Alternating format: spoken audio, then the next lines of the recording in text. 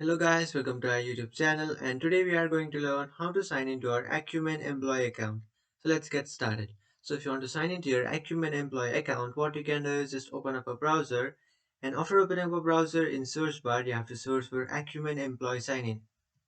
And after searching for that option, you will come up to this page where you have to tap on this first option, which is Akumin SSO.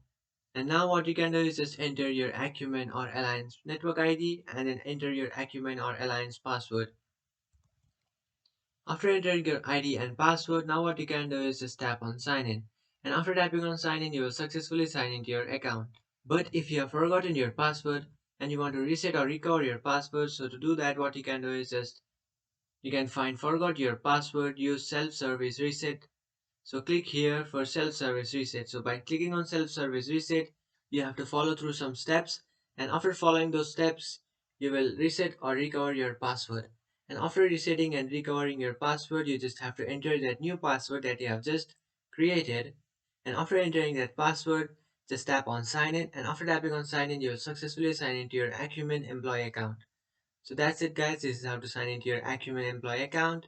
If you find this video helpful, don't forget to like and subscribe to our channel. If you have any doubts, feel free to comment below. Thanks for watching.